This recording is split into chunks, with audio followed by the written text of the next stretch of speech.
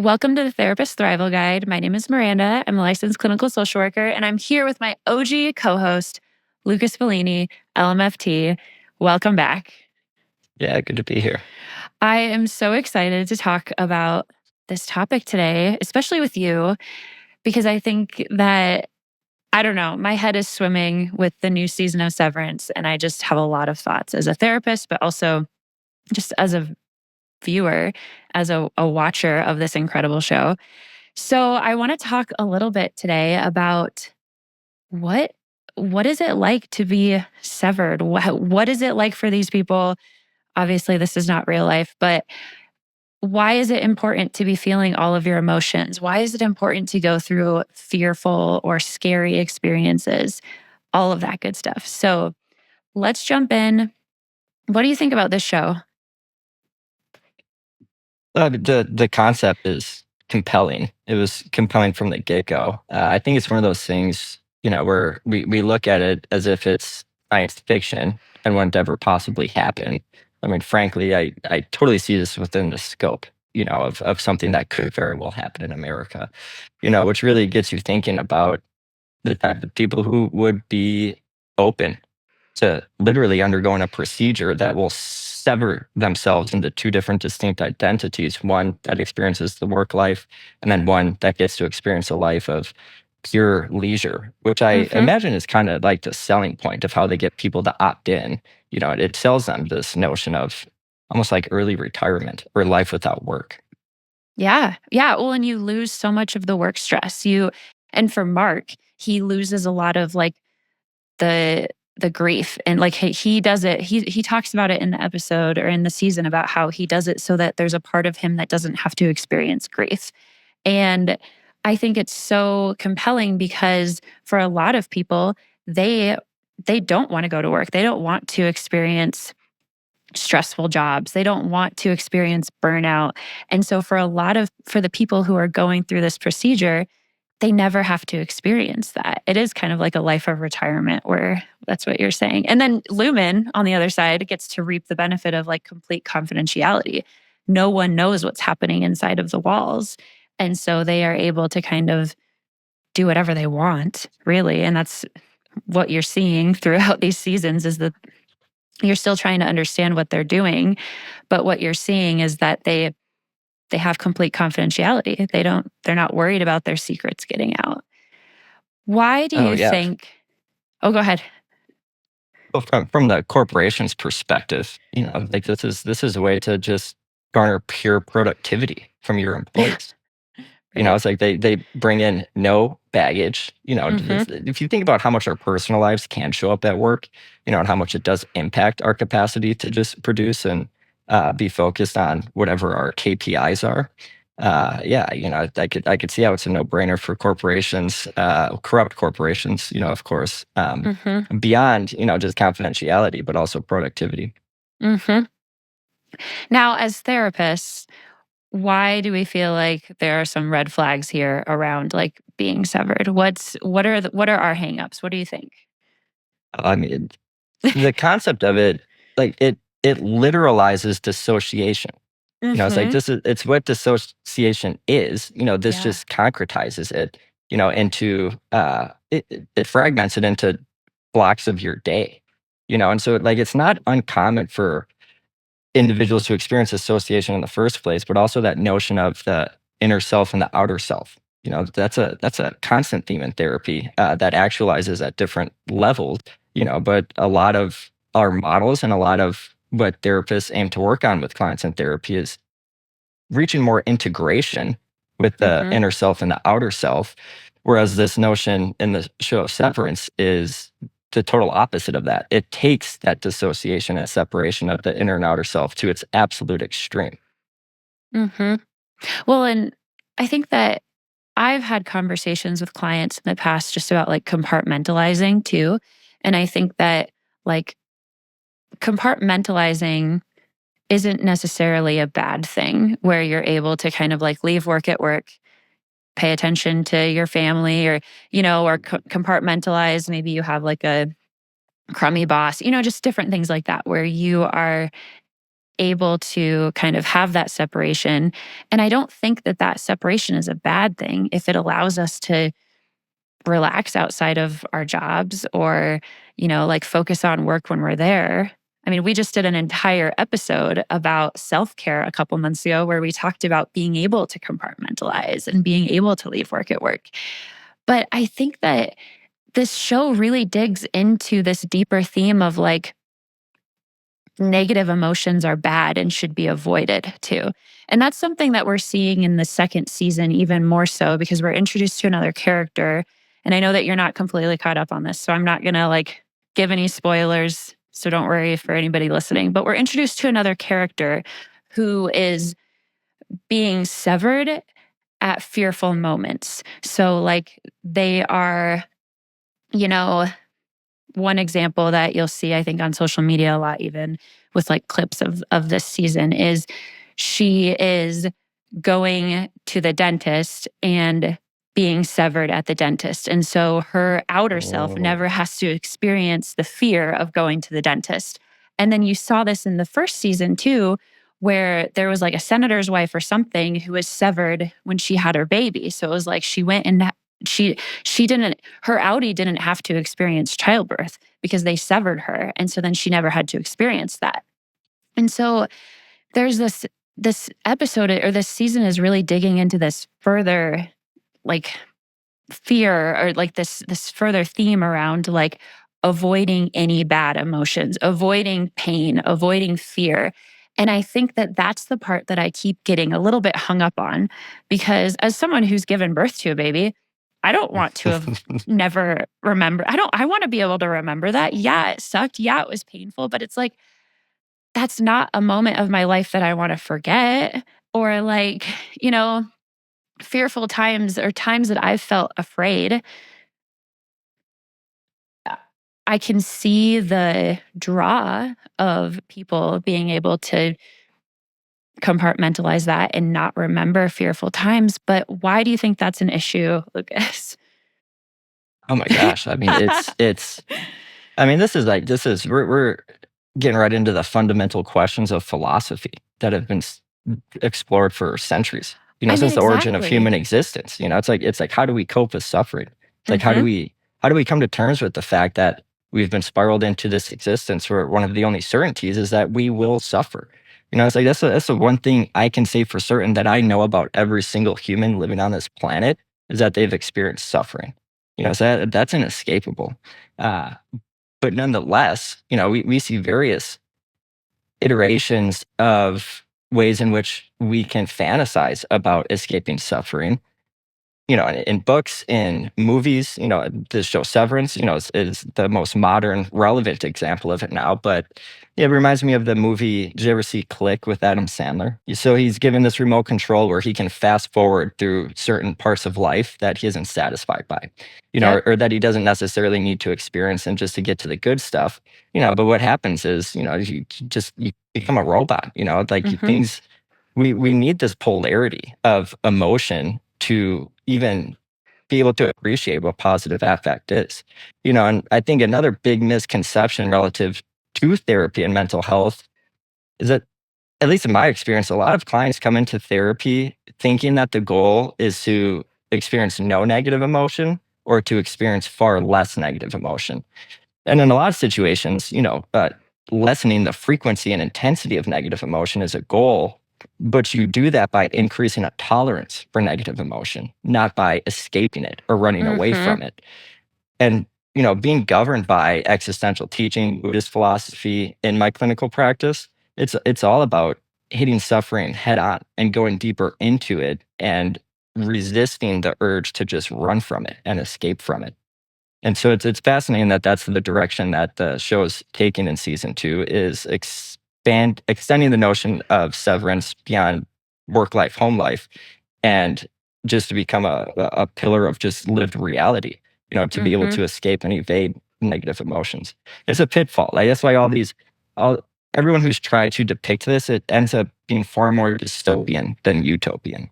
Yeah. Yeah. Well, because you start to realize how we cannot be whole humans without experiencing suffering. And so I think that we do kind of become like severed individuals, or people who, um, like what you said, like we need the polarity. In order to have the good experiences, we have to have experienced the bad. We need to, in order for something to be considered a really good day, we need to be able to draw on like I've had tough days in the past. And so I know this is a good day because of it. And I think that I've just been fascinated by this season and this idea that the people in this show are trying to escape suffering, whether it be Mark trying to escape the grief of his wife's death and kind of like allow his innie to escape that suffering. But on the flip side, like he's also escaping, work stress and having to deal with stuff that's happening at work. And I think you're starting to see all of the characters are trying to escape suffering in some way. And even Lumen, the corporation, is trying to develop this product and trying to sell this idea that you don't have to experience bad things in your life. Like, let your innie do that. And it's actually funny because before the most recent episodes came out, I was having a conversation with my partner about how, like, wouldn't it be crazy if you could choose, if you had multiple innies, or like maybe some, like I've gotten way down in the rabbit hole in some of these conspiracies about this show. And so then when you start to kind of see how, like, they haven't done this yet necessarily, but it's certainly a road you could go down, where it's like you have a work self, you have a dentist, the self that only goes to the dentist, and that innie's life would really suck. But like you have these multiple selves that are experiencing the bad things for you so that you can experience only the good. But plot twist, Mark is a miserable human being. He's not happy. Like, even though he has a self that goes to work, he's not happy.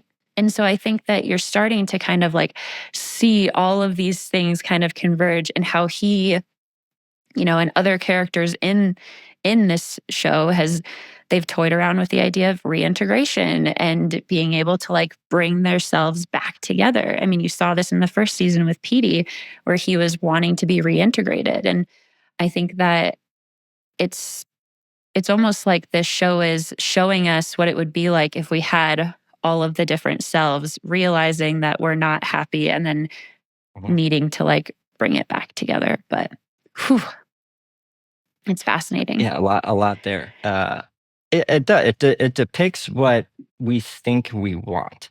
It depicts what we think the goal is, and in doing that, it shows us that we're wrong. And that's acceptance and commitment therapy. In a nutshell, is people experience suffering by trying to escape suffering. So it's not the suffering itself. It's the ways in which we try to mitigate it altogether or avoid it in pursuit of happiness, as if happiness is this perpetual state that we can ever rightfully experience. And if you imagine happiness as a perpetual state, then it's no longer happiness. It's just your baseline. It's just your status quo. And then where do you go from there? And it's we already have multiple innies. We already have multiple outies. We don't need a procedure to allow us to have that experience. It's like I'd like to think my various parts are integrated, but it would be unwise for me to show up in the exact same way in every context of my life. Yeah. And it wouldn't suit me. Mm-mm. That kind of reminds me of like, how would IFS view all of this? Like, we talked about acceptance and commitment therapy and the idea of like avoiding suffering, finding acceptance. What about IFS? You have all of these inner parts and inner workings and characters within yourself. How do you think this would approach it? As just like critiquing the notion of severance, or Yeah. I mean, IFS, Yeah. it's a process. It is a process of reintegration when there is too much dissociation and fragmentation between your various inner parts. And part of the way you do that in IFS is by having those parts start to communicate with each other again, start to learn from one another, and realize that there's not as much, there's dissociation, but there's not necessarily, we can attribute more differences, to our various parts than is actually the case when we really start to dig in. In IFS 2, ultimately, it comes down to discovering this notion of the self, which is our most inner quality, I would say, that can govern all of the other interacting parts. Mm-hmm. And so it's the metaphors to therapy are just kind of rampant and all over the place with here. But I do think it's more of a critique on why we need therapy, in the world, than therapy itself. And again, it's just the notion of how much our world has set us up to think that suffering is the problem and to Mm-hmm. avoid it at all costs is the solution. Mm-hmm. It makes sense that corporations would do it because there's a lot of opportunities and for capitalism Yep, money to be had. within this. People Yeah, think that's what they want. oh yeah, how much money would people pay to be free of suffering altogether? It's like Yeah. the number of suckers out there who would give up their fortune for that just to realize that it's going to confront them with a degree of suffering that's so much more powerful than anything they had experienced prior. Yeah. Yeah. I mean, and that's why you see like people who have millions and billions of dollars that are still unhappy, where it's like you would Mhm. think that they would, if I were to ask anyone on the street what some of your major stressors are, they would say, oh, finances, friendship. Like they would name certain things that you could theorize that if you had enough money, you could avoid a lot of those issues. But in reality, it's not just true. I mean, I was just watching an interview the other day about Mr. Beast, who like is super cool and makes all of these fun videos. And then he talks about how he's not happy. And you just kind of, it just causes you to stop for a second and say, if this person hasn't figured out how to avoid suffering or even just has found suffering in his millions and billions of dollars, it makes you wonder, like, for the rest of us, how do we actually find happiness and how do we actually like face some of the issues that we're facing, or how do we deal with suffering, I guess. And it's like how much do we want to go into a overall critique of capitalism in this discussion? Because I mean that is kind of at the crux of this. It's like we're Mm, set up to believe that once we reach a certain tier of wealth, it's like we've made it, we've done it. But yeah, mhm. multi-millionaires are miserable. It's I not mean, to generalize to every single one necessarily, but the trap with a lot of multimillionaires is, it's like I have $750 million. I'm still miserable. I guess I need to be a billionaire. And mhm, then so you mhm. become a billionaire, and you're still miserable, if not more miserable. And so this notion of more, it's like Well, how much yeah. money is enough? And when the answer to that is more, it's like you're not only are you going to live a life of misery, but you're going to become a very dangerous person in your relationships, in your actions, and in your pursuit of that more. Because when you're talking about wealth at that status, it's like more for you is less for everybody else. And then you're just Well, more isolated and cut off from the things that bring true meaning and purpose and connection.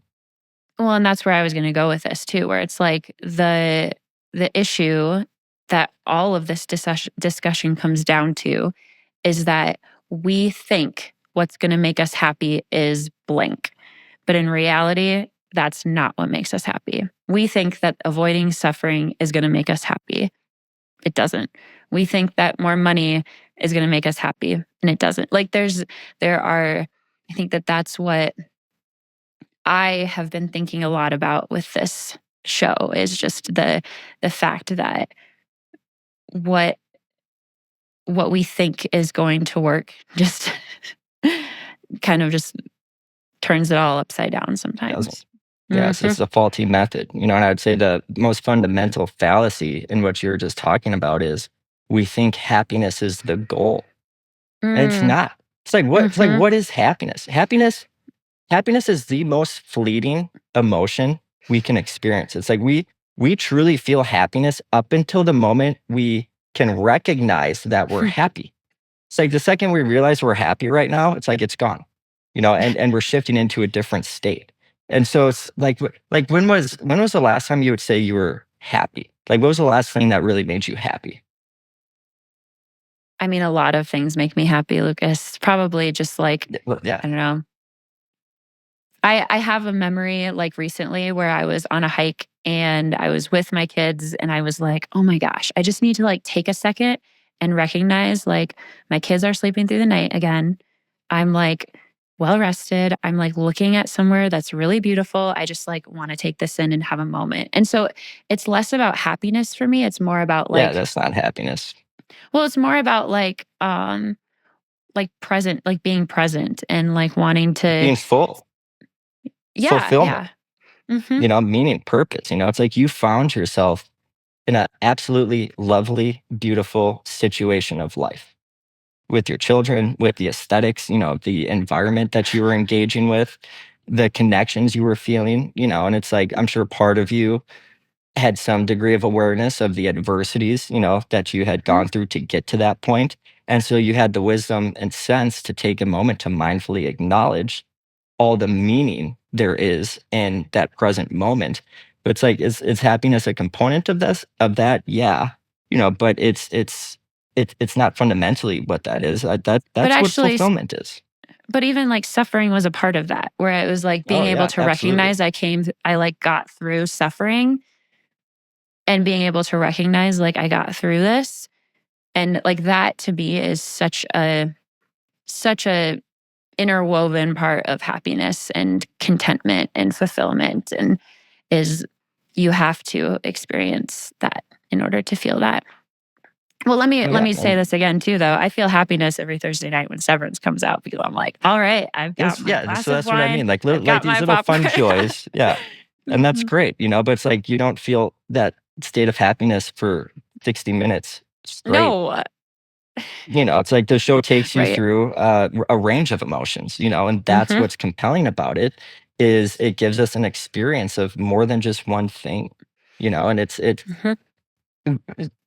so yeah, happiness is just it's not the goal, and Hmm.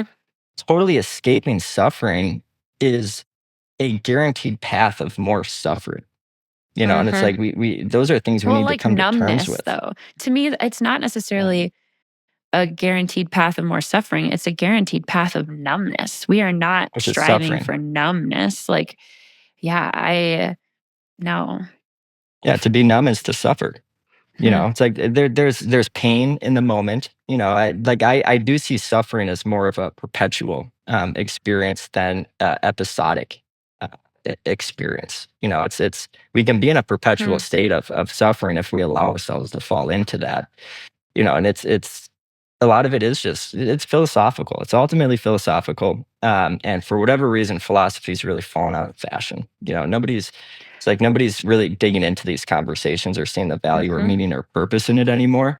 And I think a lot of that, well, it's cultural. It's like it's totally different in Europe. It's like in other Hmm. parts of the world, philosophy is much more relevant and present in the daily public discourse, Hmm. not so much here in America at all. And a lot of the answers, I think part of our conflict is a Well, but lot let me of, interrupt you really quick. I feel like part of it is that we don't recognize the philosophical nature of some of these things too. Mhm, Like people are mhm. talking about this show and they're grappling with it, but I think that they're not recognizing that like these are major, huge philosophical themes that this show is introducing to us. And we're not we're not recognizing that as much. We're just like, this is a crazy story.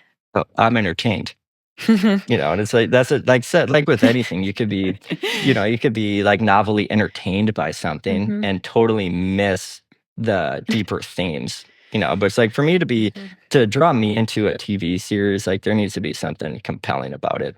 And that's when like writers highly effective writers, they get philosophy. They are philosophers. Yes. It's like Yeah. same thing with our most talented like comedians in America are the closest thing to philosophers Hmm. that we have right now. And good comedy comes down to understanding the universals of the human experience and Hmm. being able to speak to the absurdities of them in ways that the general public doesn't typically experience or view, or make sense Hmm. of through that lens, but we can connect to it, because it is Yeah. speaking to something that is more core and universal, but it's at least it does invite us to start to have these conversations. like the one we're having Yeah. right now. Mm-hmm.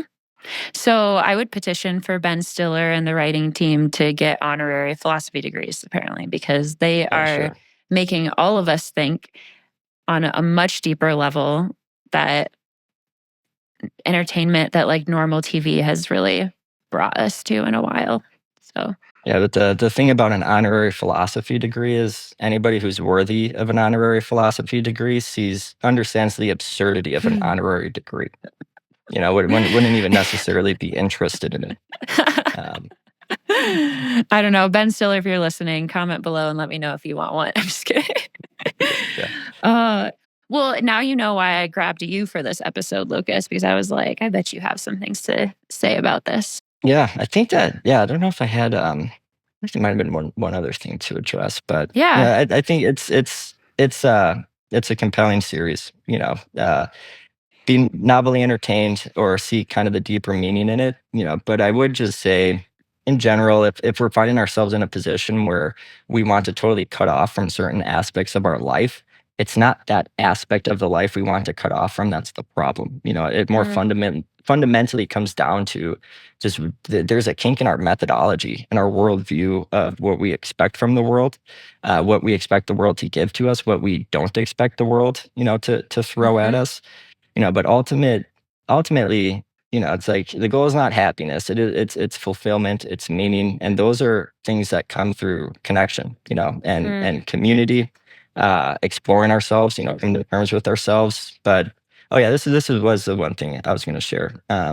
Maybe as a metaphor for all of this, but I was getting to know a therapist during one of my stints of therapy, and the therapist asked me a question, which was a good question. I liked the question. The question was, like, how do you typically wake up in the morning, or like how do you experience waking up in the morning? And I was like, waking up is miserable. It's like I'll wake up, realize it's in the morning, and it's like just this profound sense of dread. I'm just like, oh, again, like another day. And I'll just sit there in that misery and that darkness for as long as it takes for me to get up, and start doing something with my life.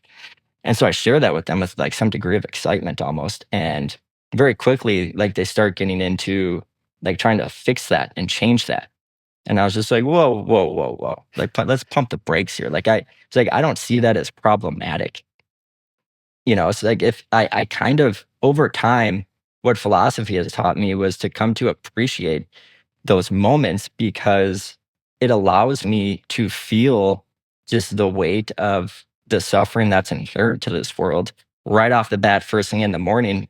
And then it does free me to, just I would say confront sufferings, in the particulars as they pop up with just a different orientation because it's like I expect that from the world. It's like I expect suffering to be a part of every single day of my life. And it's not about trying to make that go away. It is about making sure I contrast that on the other end of the spectrum enough and knowing that that's my responsibility to do that. Like it's my responsibility to create a life that does provide and offer the contrast to the suffering that's inherent to the world that we're living in. And one of the other things I do every morning to kind of combat, kind of that meditative moment of sitting with my inherent misery is a freezing cold shower. And the science behind the freezing cold shower, it's not just a philosophy, it's a science, but it disrupts our tendency to escape discomfort and to escape suffering. When you intentionally subject yourself to uncomfortable conditions, it helps you to start to notice the frequency to which we're constantly trying to escape and evade discomfort, either, in very little instances of it or very large instances of it.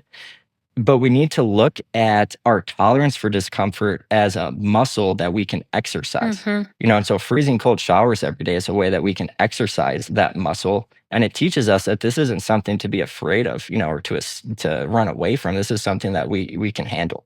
It's like we can work through adversity. We have the internal resources to be able to do that. And I would say that, yeah, that's certainly the preferred method rather than just trying to cut ourselves off from it altogether. Cut off is not helpful in any situation or any context.